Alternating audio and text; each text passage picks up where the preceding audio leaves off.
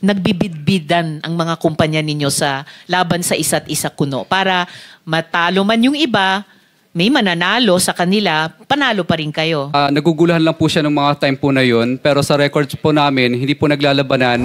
Magkano pinag-uusapan natin? Anong range ng bigayan? Your Honor, I invoke my right po, Your Honor. Wala pa po akong protection po. As a state witness. Tama po, Magkaiba Mr. po Chair. yun. Kaya Tama wag niyo po. pong paghaluin kasi wala po. Sandali lang po. Sandali lang po. So kay Mr. Curly Discaya. Mr. Chair, mukha kasing yung modus ng BGC Boys na ibinansag ninyo sa Bulacan ay hindi isolated case. Yung mga contractor na sangkot sa flood control project sa Quezon City, pamilyar na po sa atin. Napapa-Sounds family kami ni Senator JV kanina. Wow Builders, IM Construction Corporation. Siyempre, ang walang kamatayang St. Timothy at Alpha and Omega. So, Mr. Discaya, sinabi niyo po sa affidavit ninyo na hindi maiiwasan magbayad sa mga regional directors at district engineers ng DPWH para makakuha ng projects. Wow, no? Sabi nyo pa ay nagbabayad kayo ng from 10 to 25% sa DPWH. Kinailangan nyo rin bang magbayad ng SOP para makakuha ng projects doon naman sa Quezon City? Your Honor, hindi po. Bali, kami po ay nilalapitan lang po pag once na may award na po at saka lang po kami nilalapitan. At ayaw po naming magbigay, Your Honor. Kaya lang po, ay napapressure lang po kami. So hindi tama yung unang sagot nyo na hindi kayo nagbabayad. Kasi yung huling sinabi nyo ngayon ay ayaw nyo sana, pero napipressure kayo. So, suma total, nagbabayad din po kayo kahit sa project sa Quezon City. Labag po sa kalooban po namin, pero kasi magkakaroon po ng problema po ang collection po namin at saka yung mga projects po namin.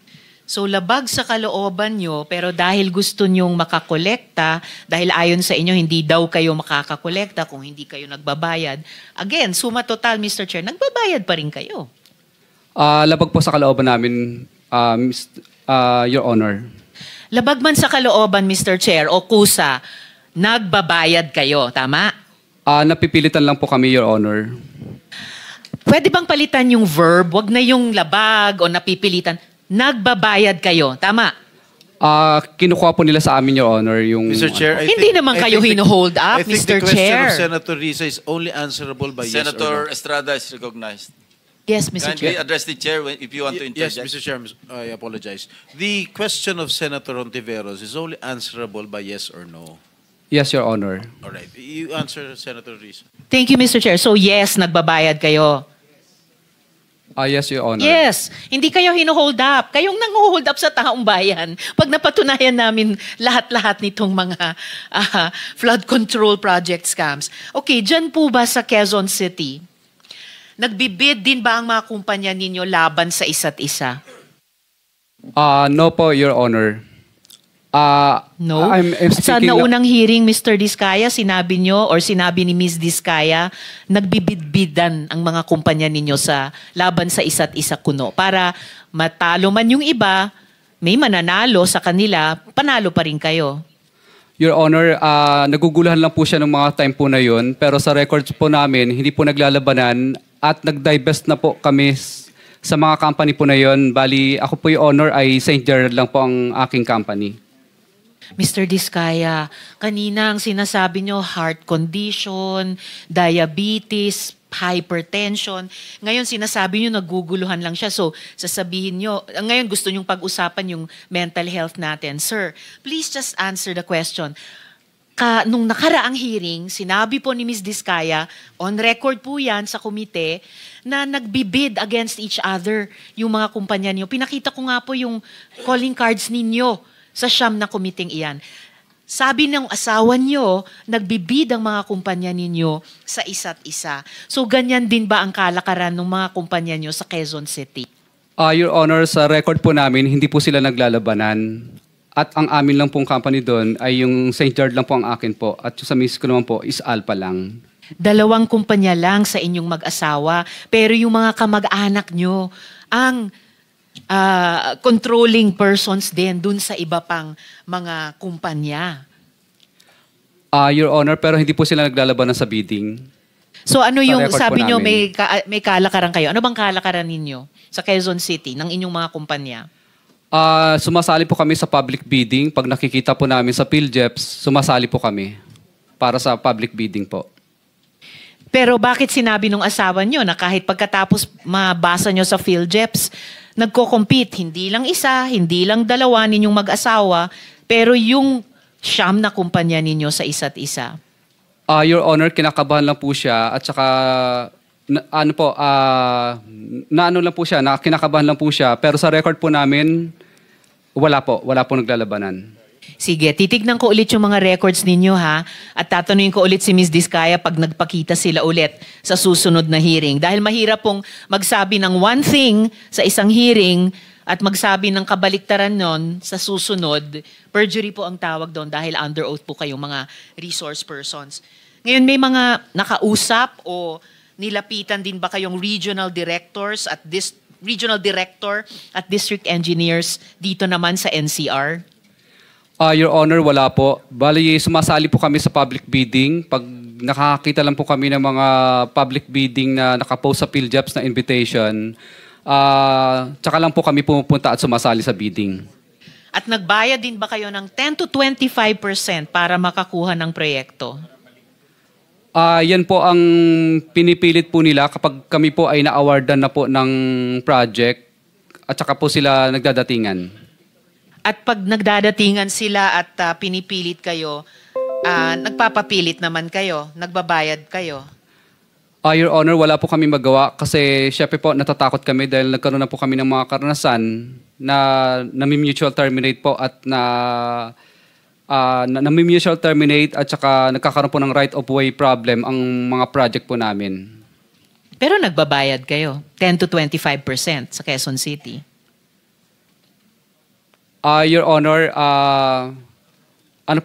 yes po, Your Honor. Yes, ay salamat. Isang consistent na sagot so far. Ngayon sir, doon sa inyong affidavit, Mr. Diskaya, doon po sa inyong affidavit, paano kayo nagbabayad sa mga opisyal? Gaya ng sinabi nyo. Cash ba yan lagi? Cash po lagi.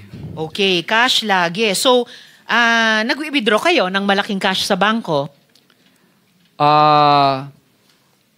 Yes po, Your Honor. Yes. Magkano pinag-uusapan natin? Anong range ng bigayan? Your Honor, I invoke my right po, Your Honor, kasi wala pa po akong protection po. Sir, ang protection nyo ay magsabi kayo ng totoo, under oath. Kanina, inamin nyo na nagbabayad kayo ng 10 to 25% sa Quezon City. So, given yung range ng halaga ng mga proyekto nyo sa Quezon City, magkano ang range ng bigayan kapag kayo nagbabayad niyang 10 to 25%? Senator, with the permission of Senator Yes, Tiveros, Mr. Chair. the Senate President is recognized. Mr. Diskaya, bigyan ko kayo ng advice, ha? This is not because I am a lawyer. It's because I have been here for ages, since 1992. Ako ang pinakamatandang senador dito eh. Sa term, hindi sa edad. Mas may edad sa akin yung katabi ko. Meron kayong legislative immunity, huwag kayong matakot. Pag sa hearing kayo nagsasalita, pwede nyo invoke legislative immunity, magsalita kayo. Huwag nyo sabihin yung against self-incrimination. Hindi. There is such thing inherent sa mga committees, yung legislative immunity yung tinatawag. Kung meron kayong gusto ipagtapat ninyo. Hindi pwedeng gamitin sa inyo pag sa hearing nyo sinabi. Na makakatulong kayo sa amin at matutulungan din namin kayo. Yun ang gawin ninyo. Tanong sa abogado nyo, alam ng abogado nyo yan eh. Baka lang, ayaw nyo lang talaga sabihin yung dapat eh. Di ba? Huwag kayong matakot. At meron po kaming maibibigay sa inyong legislative immunity tinatawag. Your Honor, Salamat, okay lang po Mr. ba? Chair. Itatanong ko lang po muna sa legal counsel ko po. Mr.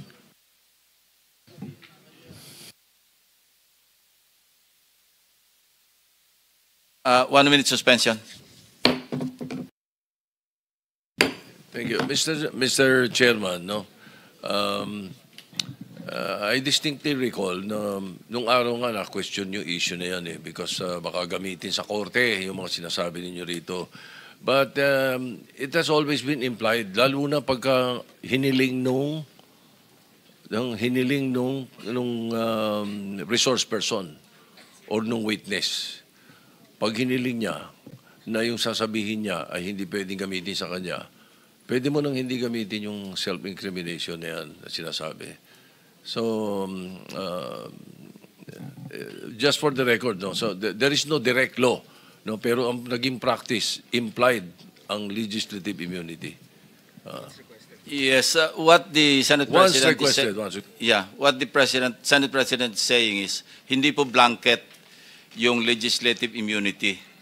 Pwede nyo invoke subject to the approval of the committee, pero kailangan mag-tell all kayo kung kayo bibigyan ng legislative.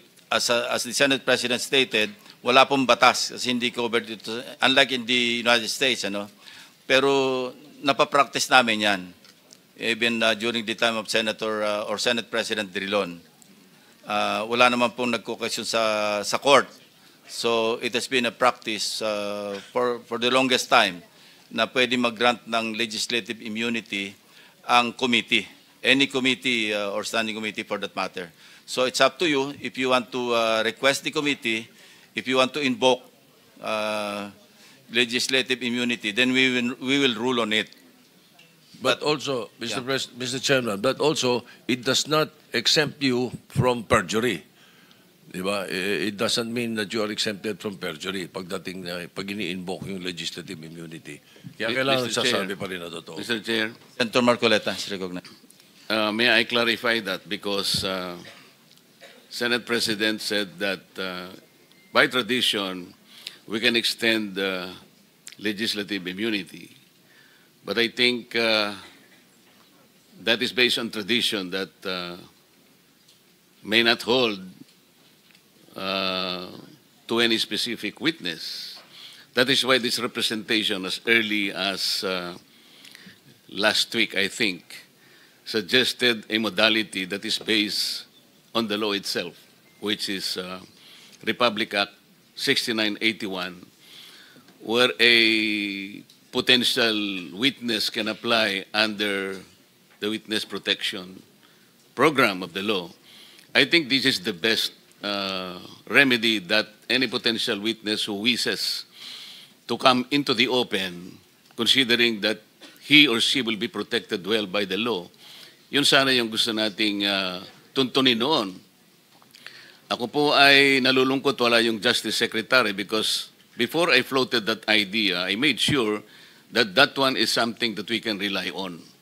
I spoke to an Undersecretary of Justice, pagkatapos okay naman siya nung umpisa until he recommended or he suggested that the Secretary of Justice should also be consulted. So sabi ko, mas mabuti yung ganon. And then the Secretary of Justice called me personally at ang sinabi nga niya, that is something that we can float. We can encourage people like that kasi pagkakaalam ko ang Senado, magkabakas naman tayo kasi ngayon we are pursuing the Whistleblower Act na sana'y ma-ratify ng Senate as soon as possible. So sa aking pagkakaalam po ay sinabi niya na this is a route that a potential witness can take. Of course, subject to the application kung siya ay eventually be admitted. Kung sakasakali namang hindi siya ma-admit, wala pong problema doon. However, sabi ko sa kanya, we need to go into the process, which he agreed. Ang naging problema lamang po, Mr. Chair, bigla kasi siyang gumawa ng parang press briefing na kung saan sinabi niya na before a particular, in this case, the Discayas can apply under the Witness Protection Program, kinakailangang magsoli po sila ng mga nakulimbat nila, which to my mind is not correct. Sapagkat kahit basahin po natin yung Section 10, na ito po yung applicable provision under the law, yun pong restitution or yung indemnification to the government, while it is a good policy, wala po dun eh. Walang requirement na ganun eh. Kaya nga, ang sabi ko, kung nandito sana siya, I could have confronted him personally. Magkaibigan naman po kami. Hindi ko malaman kung bakit siya tumaliwas doon sa usapan namin. At abogado naman siya, kayang-kanya namang basahin po either Section 3 or Section 10 of the law. Wala po talagang restitution eh. Kasi mag-a-apply pa lamang po kung sakasakaling ma-admit siya. In other words, the process must begin. Hindi nga po nangyari yung ganun eh. So sayang po yung pagkakataon na tuntunin yung remedy, which is very, very legitimate under the law. So inconsistent po yung sinasabi natin ngayon na we can provide legislative immunity, but they aren't immune. May I respond, from jury. Senator Marcoleta? Thank you, Mr. Chair. Okay. Magkaiba po yung legislative immunity kesa doon sa pagiging state witness. Yung legislative immunity does not extend to prosecution. Ang sinasabi lang natin, lahat ng sasabihin niya rito, maski incriminate niya yung sarili niya, hindi pwedeng gamitin sa kanya. Yun lang po yung legislative immunity. Yung sinasabi niyo po ay yung ma-admit sa Witness Protection Program at pwede siyang tanggapin ng DOJ bilang isang ordinary witness or as an accused na pwedeng i-discharge ng korte as a state witness. Tama Magkaiba po, po Mr. yun. Chair. Kaya Tama wag niyo po. pong paghaluin kasi sandali lang po. Wala po tayong jurisdiction doon sa pag-admit sa Witness Protection Program. Under the law, pwede lang tayo mag-recommend. Pero iba po yung pag-uusapan natin, legislative immunity which is implied or inherent sa Congress or sa Senate, for that matter, na kasi meron tayong power of contempt, pwede i-extend yan sa power din to dito. Pero may mga ruling din po dito ang Korte Suprema. At wala naman pang nagdudulog sa Supreme Court. Ginagawa natin ito, as I said, for the longest time, wala naman pong nagko-question. So kung meron magko-question, then we will allow or we'll just wait for the Supreme Court to issue a ruling in this regard. Pero wag po natin pagaluin yung Witness Protection Program sa legislative immunity. Domain lang po natin yung legislative immunity. Now, if anybody wants to question that authority or power, which is inherent, sabi ko nga, no, hindi ito klaro na may power tayo kasi wala naman po talaga sa batas. Pero sa US jurisprudence, meron po yan. Meron tayong pwedeng i-cite. At tayo naman po, minsan sumusunod sa, di ba, nakapattern po tayo sa United States pagdating sa mga jurisprudence. So gusto ko lang i-clarify na iba po yung sinasabi niyong Witness Protection Program at being a state witness in the court of law kesa sa legislative immunity. Those are two different animals. Mr. Chair, malinaw na malinaw po yun at hindi ko po pinaghahalo. Naiintindihan ko po yun. Ang sinasabi ko lang po, yun pong Witness Protection Program is a better remedy sana kung yun po sana ay napagbigyan. Hindi ko po pinaghahalo yun sapagat malinaw po sa akin, iba po yung course ng legislative inquiry, iba nang po yung remedy na yun po ay ibinibigay legitimately. Thank you. ng batas. Thank you Salamat very po. much, Senator Marcoleta. So can we continue? Meron ka na lang 25 seconds, so you better wind up because si Senator Jeby is waiting in the wings. Salamat, Mr. Chair. So, Mr. Diskaya, saan nyo binibigay sa kanila ang pera? Your Honor, kinukuha po minsan ng tao nila. Saan po? Your Honor, sa ano po, minsan nagkikita po kami sa, pinapupunta po kami sa ano, sa Shangri-La or minsan po sila po pumupunta sa office. Ang sosyal, Senator Risa, Yes, sino Mr. Chair. Sino yung nila? Ano po, Names, please, names.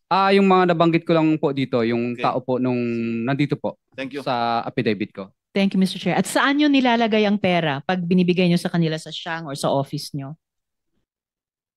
Kadalasan po, Your Honor, ano lang po, nasa paper bag lang po. Paper bag. Kasha. Saang bangko kayo nagwi-withdraw ng pera? Your Honor, okay lang po ba i-consult ko lang po yung legal ko?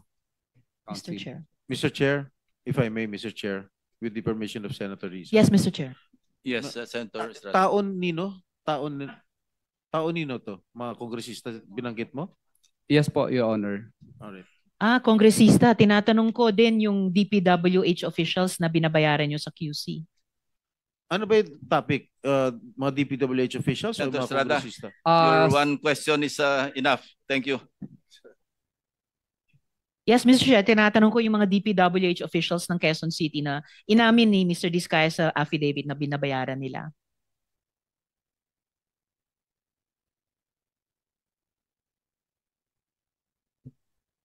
Your Honor, pinupupunta po nila kami sa sa office po nila para dalhin. DPWH office? Yes po, Your Honor. Wow. And so Pa-second paper na lang. bag. One, Oh, you- my last second, Mr. Okay. Chair. No, Sang ba your po time kayo? is up actually.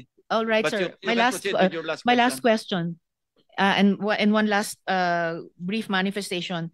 Kasi tinanong ko na, saang bangko kayo nag-withdraw ng pera? Your Honor, ano po? Your Honor, okay lang po ba itanungin ko muna yung counsel ko? Tinanong nyo na po kanina. In the eh. meantime, you can Yes, my last pag-reserve na lang yung manifestation. manifestation sa second round. No? In fairness to the others who are waiting. Yes, Mr. Chair, it's for the AMLAC. Hopefully, hindi pa sila aalis before 12 noon. Yun lang po yung one paragraph manifestation ko po. Alright. Salamat, Granted. Mr. Chair. Manifestation lang po, Mr. Chair, or request po sa Chair na isubmit po ng AMLAC sa komite ang kanilang reports na natanggap on suspicious and covered transactions related to contractors and relevant DPWH officials. That's my request, Mr. Chair. And I think, Mr. Chair, Mr. Diskaya is ready to answer saang bangko sila nag-withdraw. Yes, you may respond. Your Honor, I invoke po Bank sa Carcilo. Mr. Chair, I'm not sure if a person may invoke that law. Ang alam ko, ang nag-i-invoke primarily yung mga bangko, Yeah. Mr. Chair. Hindi naman Kindly- sila depositor yata sa Okay. lahat. Senator JB Ercito is recognized. Thank you, Mr. Chair.